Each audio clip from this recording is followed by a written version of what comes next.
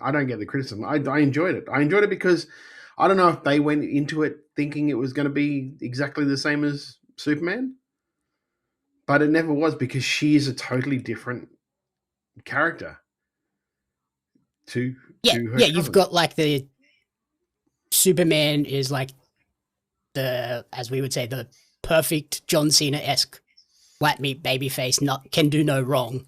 And she is the sort of the CM Punk rebellious, go against the grain character. And I thought that really comes across, and I'm excited to see them interact more now that we've got to where we are after. Yeah, it was like, so it's like she literally explains it in the movie. Like, Clark sees the good in everybody. I see the truth.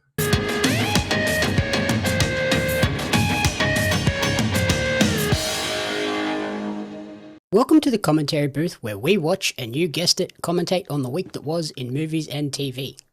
I'm your host and play-by-play commentator, Jamie Apps. Joining me this week, my human crypto as colour commentator, Todd Eastman. How's things? Well, I'm just this crazy thing running around destroying stuff. It's actually a fair description. It's pretty accurate, really. Actually, a description, really. I saw your Purge highlights. Well, that's the whole point of the Purge. You have a weapon and you get to use it. My natural weapon would be my Jordans. My one thing that I wish you had done, I wish you and Mitch had swapped positions for the what's up. Oh, you wanted me to do the dive? Yeah, there was no way that was ever going to happen. There was no way that was ever going to happen. Why not? Because prisoner of gravity. Break a hip or something, and then you're like, well. Prisoner of gravity. We originally were going to do a heart attack. But then someone suggested the what's up would be a lot funnier. And legitimately, I said to Mitch during the day, I said, I'm not going to scream what's up because that's so pandering. And little do I know, as soon as I grabbed his legs, just came out. Could not help myself. Which is why you can see him smiling so much. Mitch. Yeah. Because he's like, oh, you did it. I think it's funnier that you did that too, because it's like, it is so against what people would expect from you. Yeah. Like true. They would expect the heart attack from you. Yeah. Yeah. And it's easy. I just have to hold somebody up.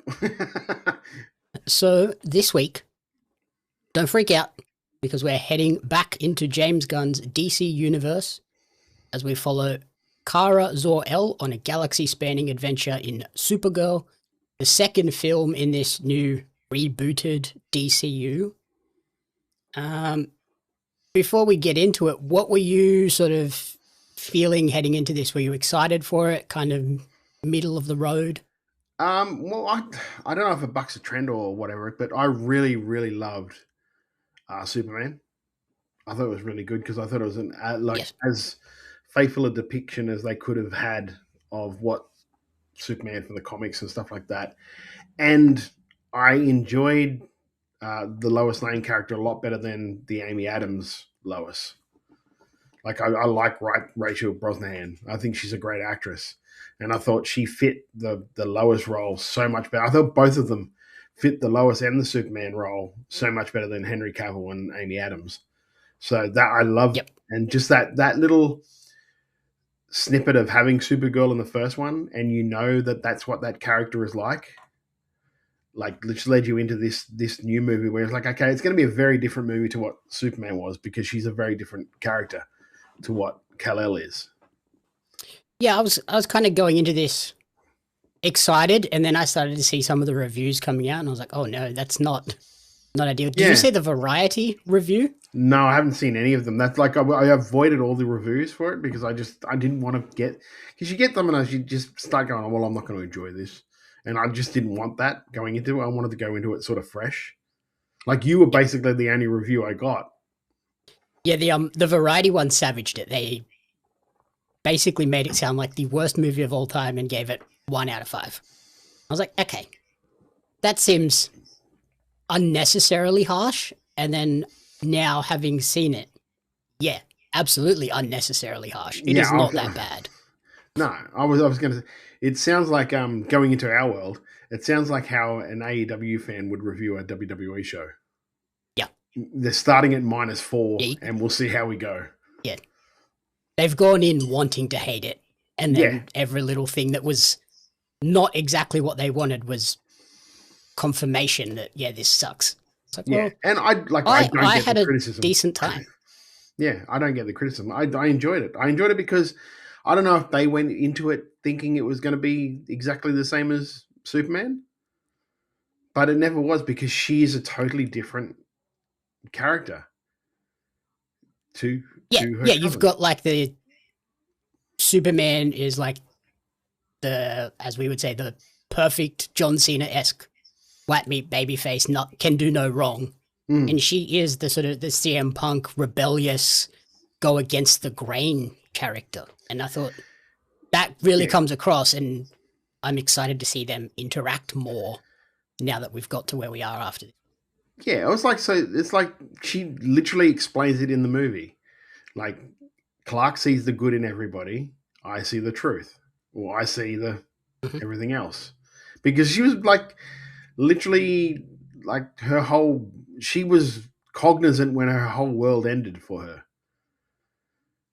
She was like, she wasn't a baby when she was sent away. No, she grew up on that. And I could be wrong, and this could just be from like my memories of Smallville. I always thought that she was older, but because of the way she traveled to Earth, it took longer. So when she got there, she was just younger than Clark, even though Clark was like physically older because he'd been on Earth and Earth years and all of that. I could be very wrong with that, but but the fact that he's like, well, no, there's 10 years difference with us. I get the feeling that with this new DCU, they're trying to simplify a lot of those weird comic booky sci-fi things and just make it, he's the older one. Yeah. But she's the more mature one because she's seen some shit, and he's literally grown up as the farm boy life. Everything's perfect down here. I like the way they played with that. Things like, so what? They call me Supergirl. So what's your cousin? Superman. Well, why aren't you Superwoman? And then they just sort of moved away from it straight away. Yeah, I enjoyed that. Like, people were saying that it's not funny and the comedy wasn't good, but I thought the comedy was pretty solid. My main criticism is it was, the villain is kind of bland and forgettable by the time you get to the end of it. And there was a lot of over-reliance on these action sequences that weren't particularly exciting to watch take place. And then it was a bit like muted in the color tone. Like, that's what I really liked about Superman, is it was very different from the previous DC EU, which was like the dulled down, dark, gritty DC. And Superman kind of bucked that and was like, oh, look, it's all bright and colorful and fun. And then this one was like, oh, I felt like we reverted back to what people weren't liking.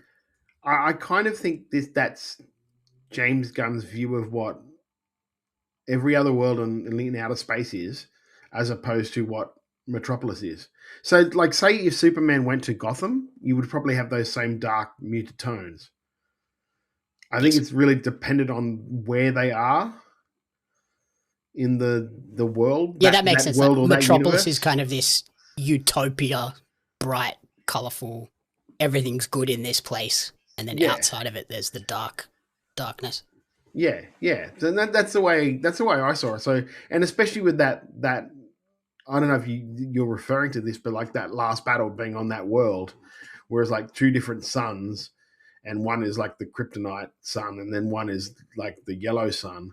So of course they're never going to have there's always going to be a fight between those two sort of sunlights. So that world is going to be very muted, because nothing can really grow when you're constantly having 12 hours of whatever that green sun would do. Yep. Yeah, it was that scene, and then like the couple of other encounters they had from the first planet, where it was just like, all of the villains are just like brown and grey and black, and they're just like really unforgettable. There was no villain where I was like, well, that's going to be someone exciting. Even Lobo was just like a dude. He didn't like, Yeah, but he's exactly like like he was in the wasn't cartoon, the comics, though. That's an exact depiction of what Lobo is. okay. Yeah, I just felt like he wasn't overly necessary in this. He was just kind of there for the pop of, oh look, Lobo's here, and then he didn't really do that much. It was overly impactful for the story moving forward. Hopefully, like when he gets, obviously they'll do a Lobo spin-off. When he gets that, it might make a bit more sense. Yeah, I mean, I enjoyed him being there, and I enjoyed him being like a periphery character because like it wasn't Supergirl and Lobo; it was the Supergirl movie. Yeah, and for him to be there and just be like, no, I'm just like, because he was exactly like his character is. He didn't give a shit about being good or bad. He was just there to hunt his bounty, and the girl helped him out, so he's going to help her out, and then he's done. Yeah. You know what I mean? He was so proud of her when she broke out of that prison too. Yeah. I am so proud of you. You're forgetting something. Yeah. And like the dits. That's funny. That's what we called you. That's fair.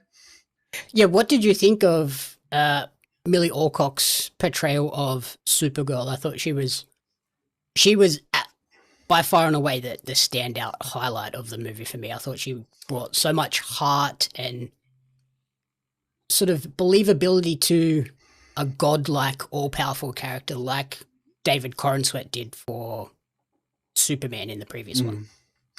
Yeah, I love the fact that she preferred to go to red sun planets because then she could feel something.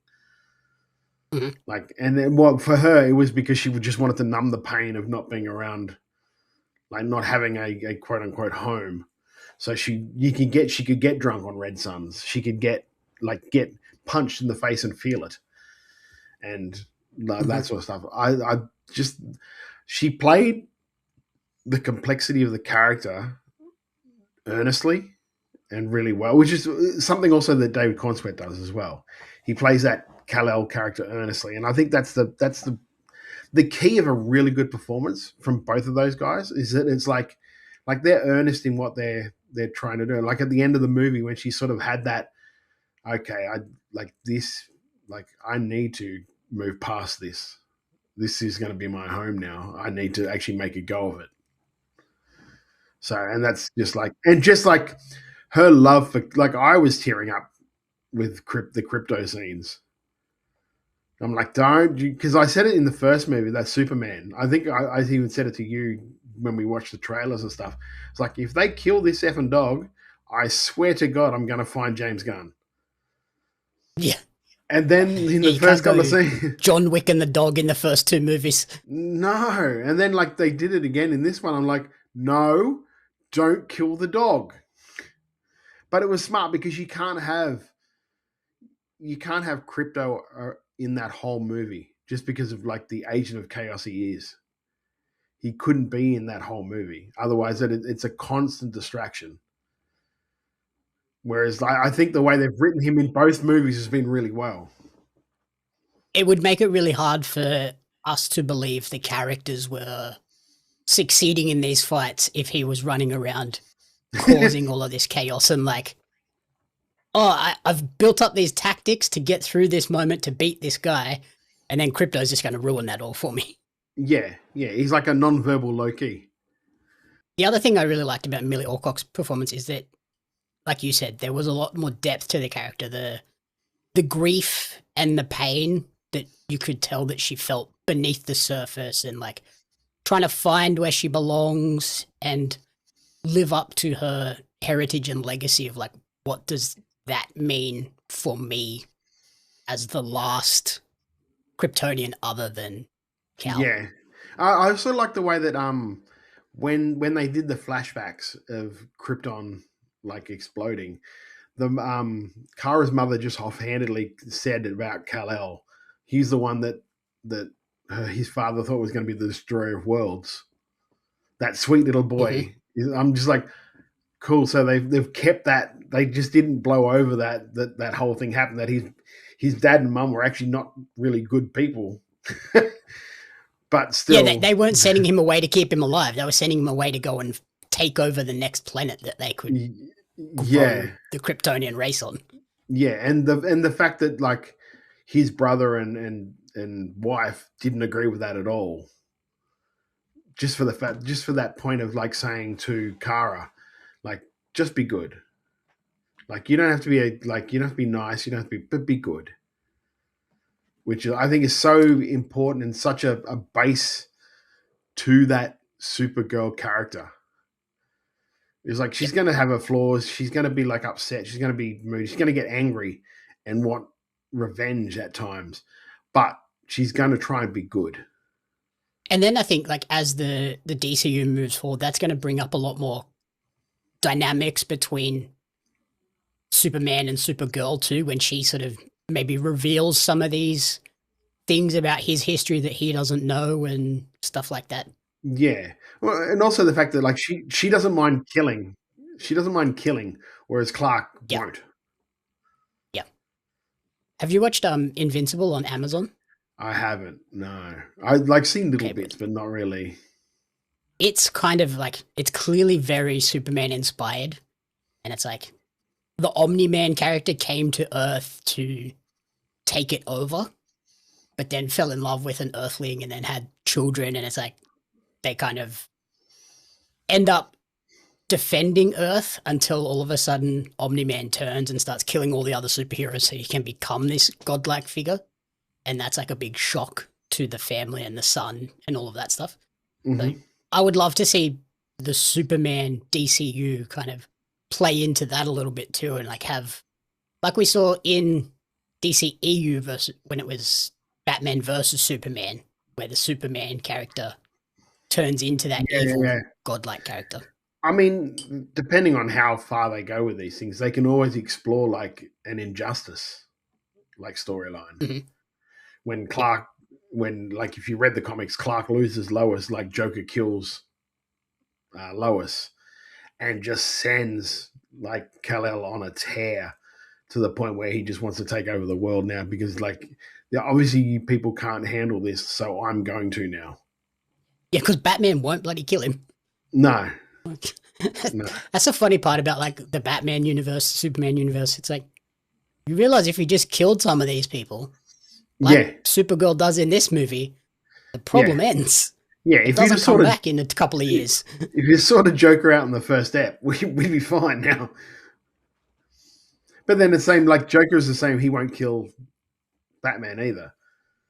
Yeah, they've got like this weird code, which Bane doesn't have. Yeah, Bane's like, I'll break your back. I don't care. Yeah.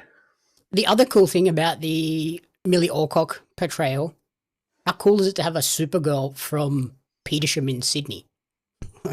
Yeah. Well, apparently everyone in like every major like superhero has to come from like Australia or England. There has to be at least one in every franchise. Yeah. Like aside from Chris Evans, like could you imagine if they'd have cast a Captain America that was from England? The outrage that would have happened. Yeah. That would have been funny though. Like, an English Captain America, Australian Wolverine, Australian Thor, British fucking Spider-Man. Literally the only two that are American. I suppose Black Widow and Hawkeye are both American. Yeah, Iron Man. Hulk. Iron Man. Yeah. Depends which one. Because Eric Banner was Australian. I don't know if we still talk. I don't know if we acknowledge that one. I'm sure at some point they're gonna like have him pop up in one of these random like, oh, we're in a weird multiverse, and oh look, it's that Hulk. Yeah, it's Eric Banner. But yeah, so Milly Alcock is only the second non-American actress ever to play the Supergirl character. The other one being Laura Vandervoort, one of the in Smallville original. Yeah. But yeah, like I said, I'm excited to see where she goes. Because Helen, well, I remember because I watched the original Supergirl years ago because Kara is my sister's name. So my sister just loves Supergirl because she's Supergirl and her name's Kara. So we have to go and watch this. That is pretty cool. Has she seen Supergirl yet? I doubt it. She lives in a small country town. I doubt if she has at the moment. It'll be a wait till streaming for her. Yeah, I'd say so. Also, how many people were in your screening? Actually, it was pretty busy. It's probably about 30 or 40, I would say. And you're talking like midday on a Sunday or 1 o'clock on a Sunday Okay, afternoon. no, that's pretty good. I literally just came out of it when, like, I got home, and that's when I messaged you and said, I've seen it now. Yep. I saw it at 10 o'clock on Friday, and there was 6 of us in the theater. So more than Masters of the Universe the other week. So that's a good sign. Yeah, well, see, a lot of people have jobs, Jamie. A lot of people, their jobs aren't to go and watch movies. Believe me, I wish my job was to go and see movies too. Yeah. Another cool fact about Milly Alcock, she revealed that part of her cape in this movie is the same material that was in Christopher Reeve's original Superman cape from 78. Oh, that's really cool. That's awesome. So that's pretty cool that they've like still got bits of that they can use and tie back. And they don't make a big thing of it. It probably was just more of a for her thing. Yeah, and also like it was. I was actually surprised that they did the whole full reveal of her in the full on, like the little skirt and the cape, because I just thought her suit up moment. Yeah, I just thought, okay, she's still going to have the same jacket on, and that'll differentiate her from most of the other Supergirls that we've had, because she always wears that jacket kind of gimmick. Yep. So it was cool to see it though. That was one of the things I liked too, that they did mimic some of the best shots from Superman with the rising up with the sun in the background. Yeah. The slow-mo fights and stuff. I just felt like, some of them didn't quite hit the same climactic heights as Superman, mainly because of like that color grading thing where they just felt a bit muted and not as bright and poppy as Superman. Hopefully, I don't know if they use the same person to do color grading. Probably not, given they are so different. But they've really got to sort out a standard that they want for these DCU movies of, do we want them really bright? And like, especially the suits, like how much do we want the suits to pop on these films? Yeah, especially the way that Clark explains it to us. Like, I know it's really bright in that, but that's to let people know we're the good guys.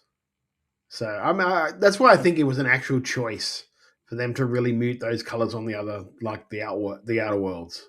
Like it was a literal choice. Like when you're on Earth, you're going to be all bright and shiny and like DC Metropolis, but in other worlds, everything's darker because they don't have a Superman that's constantly patrolling and looking after it and making, like, that whole planet they were on that the bad guys kept visiting. That was basically a slave camp where they just come and farmed women off that planet.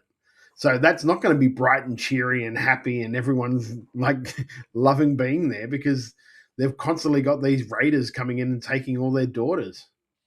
I did see someone post on Twitter yesterday. I understand why a certain group of people are not fans of these 2 DC movies so far, because the Superman is about an alien fighting billionaires who are starting foreign wars, and then Supergirl is about 2 girls fighting international slave sex traffickers. I was like, I can see why a certain group don't like that. It might strike a chord. I did like the sort of the girl power messaging in this movie too. Like this is really much a superhero film for younger girls. I think it's one you should take. If you have daughters, take them to this. Yeah, but they also didn't like smack you over the head with it. No. It wasn't like every male on it was a bad person. Whereas like a lot of times, especially nowadays, they'll go that extra mile where like every male in this movie is just going to be an evil person. And you need to understand that because the girls are the heroine of this movie, which is cool. Mm-hmm. like if you want to make that your really hard, dedicated message, but that's just not what it's like in real life. Like everyone has shades of grey. So the fact that they've done that, like there's that the Seth Rogen voiced character in the bus was like that very like comic relief. And then like there were males in the thing, like her father, for example, as well, was very much a guiding light to her. And I enjoy, and like in the end, like Clark is like the like just almost the father figure to her nowadays, like just checking in on you. I know you're not probably going to respond to this message, but like, give me a call. I'm worried about you. Yep. Even the father of the girl that gets stolen and they have to like, yeah, he was the one that was just like Kara. He didn't really want to. The mother was all aboard on it though. Yeah. He was more than like, yeah. How about don't drink any more of that? Go and take some milk. Yeah, I'll get you some milk from this weird creature. Yes, yeah. I don't know if I'd be drinking that milk, to be fair. Attention, trading card collectors! Are you ready to take your collection to the next level? Dive into the action with the limited edition Australian wrestling card, showcasing the most electrifying talents Australia has to offer. Imagine owning cards featuring legends such as Robbie Eagles, Shazza McKenzie, Shane Hayes, Madison Eagles, and many, many more. But that's not all. You'll also snag cards of the iconic referees, commentators, and announcers, just like me, Lord Andy Coyne, to truly capture the spirit of Australian independent wrestling. And as our homegrown talent continues to dominate the world stage, Ozrest cards are destined to become hot commodities. Not only will you be owning a valuable piece of wrestling history, but you'll also be supporting the amazing wrestlers and talented photographers behind the magic. So don't wait! Grab your Australian wrestling cards now at pariomagazine.com.au/Ozres cards. Order today and kickstart your collection with a bang! We mentioned the different suns. I liked how they introduced this concept of the different colored suns having different effects on the Kryptonians. Like we had she starts on the planet with the red sun, have to get to the yellow sun, and then we're introduced to the green sun. I thought that was really well done and integrated without kind of having to slam it over your head. There was no really long moments of like exposition explaining it. It kind of just played out and you figured it out. Yeah. Which is like if you're a comic book, I'll be honest with you, I didn't have that much knowledge of the green sun before. Never really knew anything about that. Whether it's just like a gap in my like DC knowledge, and that's fair because I'm not that dedicated like a comic book. Like I'll read comics every now and then, but I'm not like dedicated to like reading all the time, which I probably should because I love when I do it. But you knew like the yellow sun was with their power, that just their DNA reacts to that, and the red sun stripped it, or red kryptonite. It was more like, because in the movies, like the Christopher Reeve movies, it was more the colored kryptonites is what did things. Yep. So like the red one, and then I can't remember, there was another one that made him evil. I can't remember what color that is. So, and that in some of the comics too, I think were like that.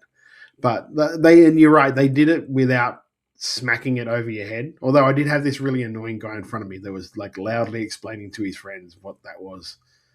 No. So, which by the way, like they're explaining it in the movie. Just let the movie explain it. Yeah. By the way, if anyone is listening to this who was in the Red Bank Cinemas on Sunday and you're wearing a hat with the turkey flag on it backwards, slamming your seat backwards constantly until someone said, "Hey, fuckhead, stop that," you're a douchebag. Okay, we can move on. You had one of those cinema experiences. Yeah, I did. I just like, there was one time because the seats don't recline, but they kind of recline. But he was just he's like slammed his whole body back and it smashed me in the knee. And I could not help but just go, "Are you fucking right, mate?" And that's when he stopped. Because I don't think he realized that I was going to speak up. How far back it was going. Or that I was going to speak up, I think. Because like he did it a couple of times, and I sort of nudged my knee back just to go, "Hey, my knee's here, mate." And then he did it the third time, and that's when I was like, "I'm done." I hate how bad cinema etiquette has got over the last, like, probably since COVID. Like when we came back to cinemas, people just don't care anymore. No. I also the same guy. Like I don't mind if you've got your phone, but you have it on like the lowest brightness, because like sometimes you have to check a message and all this. This guy didn't change the brightness at all, and his phone was that busted up that when he opened it up, the keyboard like did a strobing thing. Oh, so it was just strobing up. I'm like impossible not to see. Yeah, I'm just like, if this guy didn't have 5 of his friends with him, I dead set think I might have smacked him over the back of the head, or at least grabbed his hat and threw it and go and sit where that is. Yeah, because go anywhere else. Yeah, it was doing my head in. One thing we haven't talked about was the little girl that was sort of like the fulcrum of the movie. I thought she did a really good job in this thing as well. I thought it was well explained how they tied them together too. Of how they were kind of both orphaned and then wanted to get some semblance of revenge. Yeah, and it was kind of Kara's like Kara really was only doing it to help save the dog. Yeah, but also Kara was the one that like it kind of helped Kara realize how far she'd gone, like into that depression hole, where she saw basically a young version of herself and go, "Don't do it. You're going to be. This isn't going to help you." Yep. You're constantly going to be living with the fact that, like, you have that in your head. So I like the way that they used her, kind of like a moral compass, but not, if that makes sense. Like, kind of like, she could see it going the same way as that she went and went, "No, I'm not going to let that happen to this girl. This girl's not going to have the same life experiences that I am." Yeah, I like those sort of storylines where it's kind of the mentor-mentee, and the mentor kind of sees, oh, they're making similar mistakes to I made, and then that then makes them change their ways as well, because they realize, like you said, just how far down the rabbit hole they've gone, and they need to get out of there. The one thing I did find kind of funny, though, is like she just kept saying, like, she'd move it to a place and go, "Stay here." And every time she said it, she would move. And then when she said, "Stay here," and she listened to her, all the bad guys went to her anyway. So I was like, what's the point of her staying there? The one time she listens, it backfired. Do you think this movie was savaged by editing? Because that was my impression of like why people aren't enjoying this as much. Because like James Gunn said that they weren't going to move forward until a script was perfect before they started shooting. But then when you watch this, it felt to me like the movie was kind of rushed. It felt like it could have had another 20 minutes or so that would have fleshed out these character arcs a little bit more. Do you think? I wonder how much is cut in editing. I was going to say, do you reckon there's going to be like a director's cut come out eventually where it's an extra 20 or 30 minutes of footage in it? Yeah, the Snyderverse version. The Gunverse version. Hopefully not in black and white, because you already didn't like the colouring. A 4-hour black and white version split into multiple parts. You know what's bad? I enjoyed that way more. Same. It was so much better. Yeah, it was. But that's like, I think back then when the original like Justice League came out, I think they had a real like bang their bonnet about like movies have to go 90 minutes. No longer than 2 hours. 2 hours is the max. Yeah. So like, they're like, well, this story takes more than that, and we're not going to split it up into 2 movies. So, like, I'll be honest with you, I didn't really notice it, but I can understand someone who goes and watch movies a lot might notice it. For me, it was just like, okay, it's just like a James Gunn paced movie. What did you think of the climactic needle drop song in the big fight scene at the end? Well, that's kind of a James Gunn thing, isn't it? He just finds those, like, even the way the movie opened, to the way. The one thing I will say, and I know I'll probably catch hell over this. I prefer the DC movies to the Marvel movies because it seems or it feels like every battle actually happens where it's supposed to be happening, like in the real time. Like for a long time, all these Marvel movies went like the final scene was all done kind of in everyone's head or in their consciousness. Like they'd be transported somewhere and blah, blah, blah. And like this is like every fight was where the fight was. Same thing with Superman. It was like where the fight is where they're fighting. And I prefer that. I prefer seeing an actual fight to like, we're going to fight with our minds. Throw a punch. Just punch him. Kick him.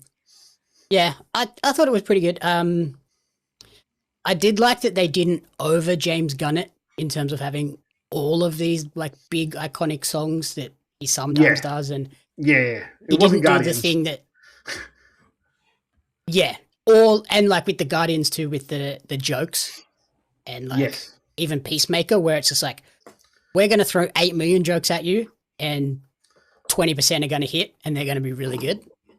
This one, it was like the jokes that hit that were in there, I feel like they pretty much all hit.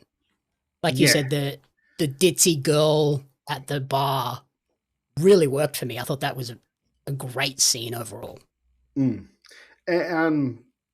I think because of the tone of the movie or the theme of the movie being so dark, it wouldn't have worked anyway, throwing that many jokes into it. Like a Guardians at the end of the day, it was still a lightish movie. And Superman was a lot like, whereas like Supergirl, they're literally going to like the darkest places in the world in the universe, and she's trying to find this guy who shot her dog to get an antidote back off him. Like none of this is real. Like we're on an adventure. It's all where we're on a mission. Yep, we're on a mission with a 3-day time crunch too. So it's not like we can be quippy and jokey and just have a jolly time doing it. We need to get this done right now. That was the one thing that I think you might be referring to when you're talking about like editing, doing things. Whereas I would have liked to have seen more of a trying to beat the clock back to Krypto after she got it.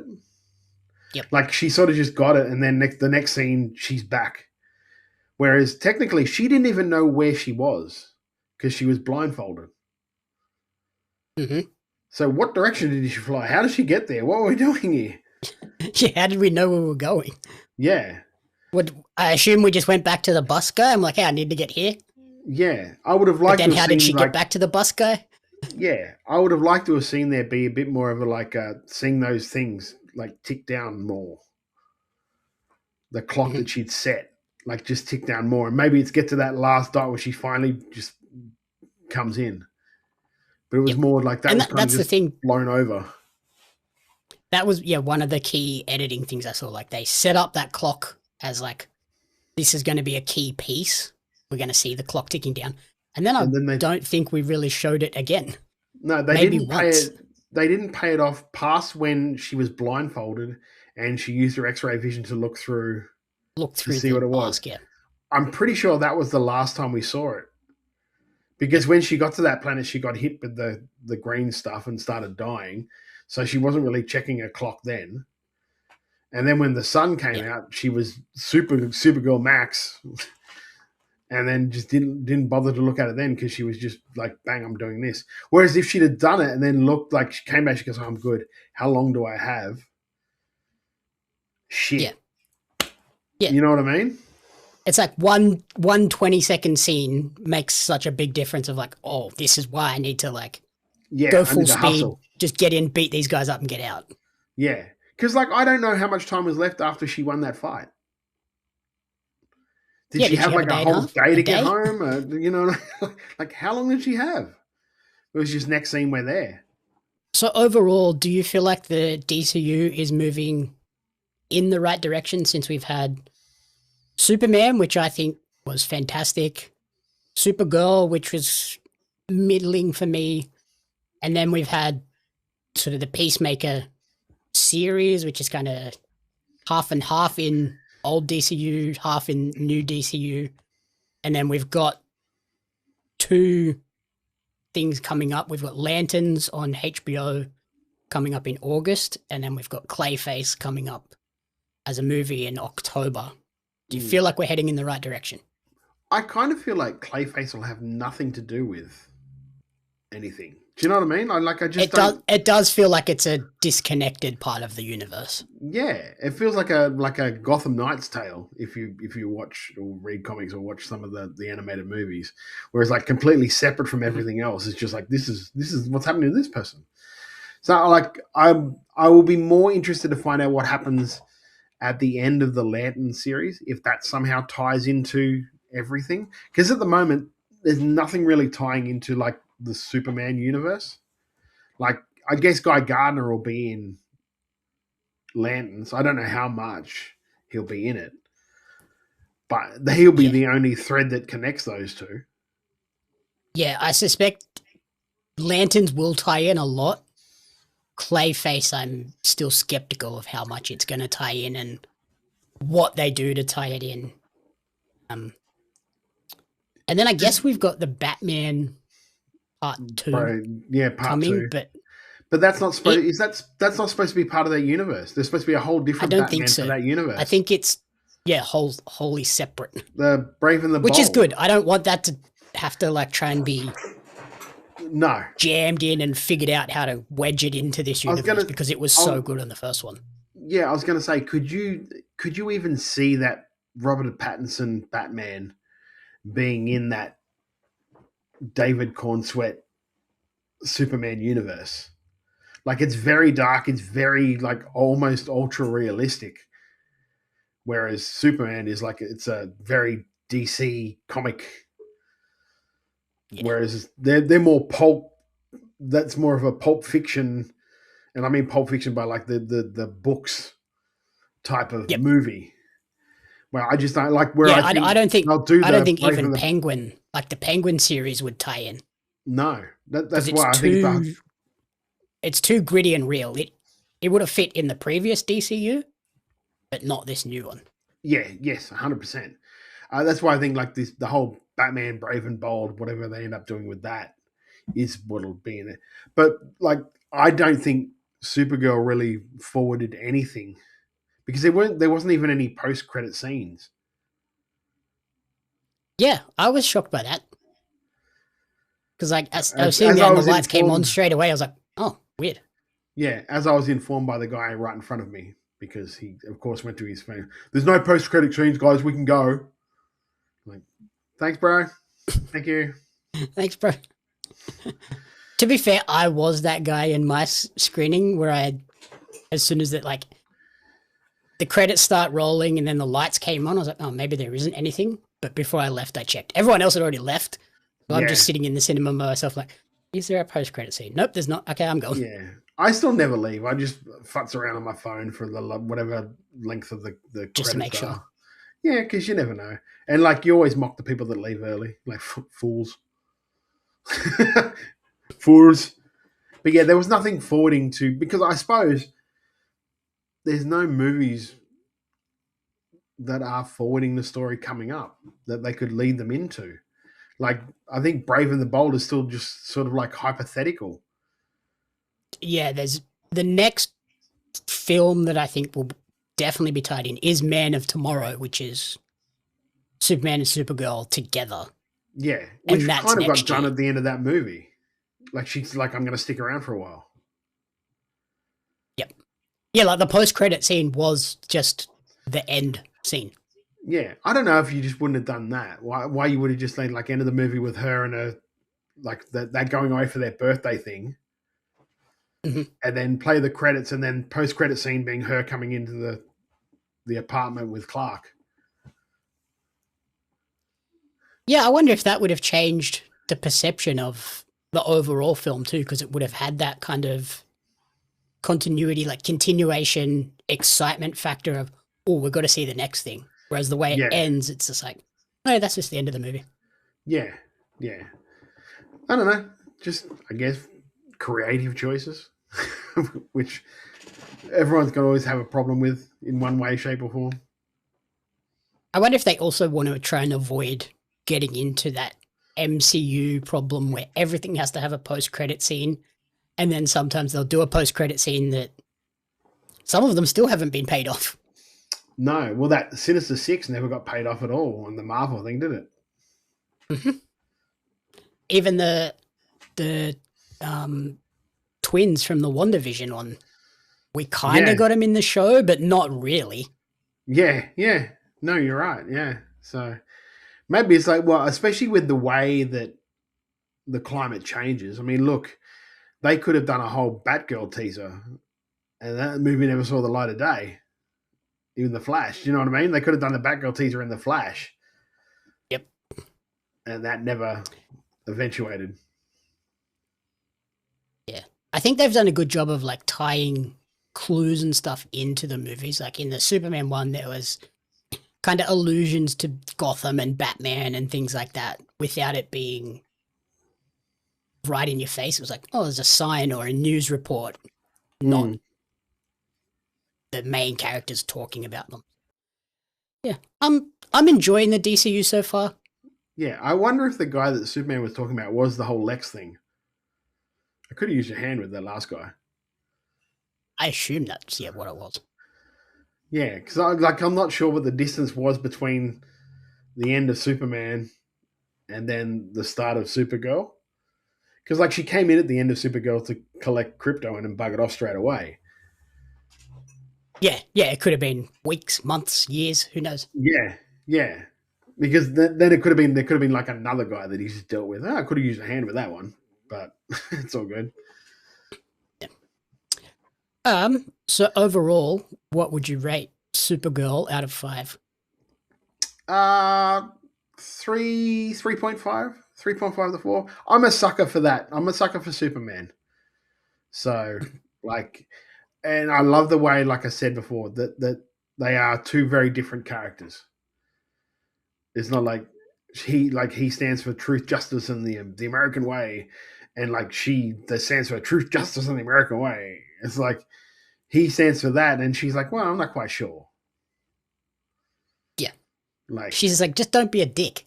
Yeah, pretty much. Like that whole scene where he stole the girl's sword. It's pretty much what she is. Yeah.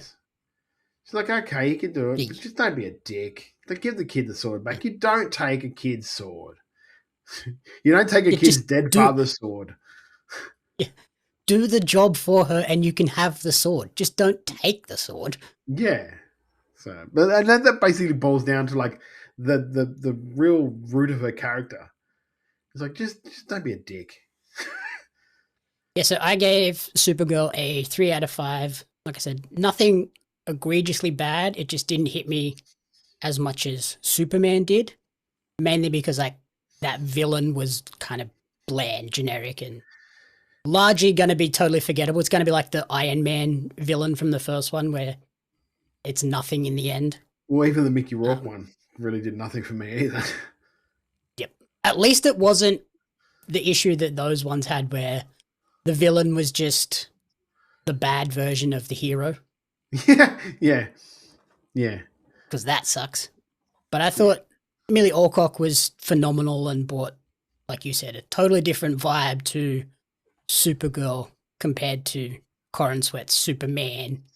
And I'm super keen for Man of Tomorrow and how those two interact. Yeah. It'll be, I think it'll be a really interesting, almost like buddy cop movie. Yeah, I expect it to be much more comedic than these first two. Yeah, with him just like, whoa. We can do this calmly. We don't have to go off. Alrighty, thank you everyone for listening to the commentary booth. If you enjoyed the show, please remember to rate, review, and subscribe on podcast services and on YouTube. You can follow Todd on Twitter at Beast Eastman. And what else is coming up this week? We have a normal show on. Oh no, sorry, we're dropping the interview we did with the PWA Tag Team Champions, the Osborns, on Tuesday night, I think. And then on Thursday we have our regular Making Chicken Salad, where I'm pretty sure you're joining us this week. You're back in the saddle. I'll be there this week. Where we're reviewing MCW Ballroom Brawl, and then on Saturday night we'll be doing a live post show to Metro, PWA's. What's it called? Metro Rumble. King of the Metro. King of the Metro. Thank you. So we're going to do a live post show with that, with hopefully some cool stuff. So yeah. And another thing we've been doing like I've been doing Friday night watch-alongs. We won't be doing it this week because we're doing the Saturday night thing. But we just started sort of like a new series of watching the first ever PWA Premiership that was filmed during COVID. And so some really interesting stories coming out of that, with like my co-host on that is Andrew Rose, who's like one of the PWA commentators. So he has so many stories for that. And we've got a lot of like different things we got planned up our sleeve for like the consequent episodes going forward. So really interested. I know a lot of times people will go out to watch along and say, but this is kind of different to a watch along. You know, like don't expect us to be doing play by play or technically watching the show. We're just talking about what happened during that show was being filmed. So kind of like a director's cut or the director's commentary on. It's like the director's commentary from a DVD where they're talking over the movie about how these things came to be. I really enjoyed that episode. Oh, thank you. Yeah, it was a lot of fun. It was a lot of fun. And also nickel facts. I mean, I know you love the nickel facts. Yep. I've learned more about Nickelback in the last 3 weeks with Rose than I've ever needed to know in my entire life. The funny thing is, like before we started filming, he's like, I'm kind of running out of like Nickelback facts. I said, just do anything with the word Nick in it. We'll expand it. God. So that's why Nicolas Cage started coming in. That makes sense. Yes. So anything Nick is a fact. So I dare say we'll somehow get onto Nickelodeon and then. Oh, Nickelodeon facts could be a little bit.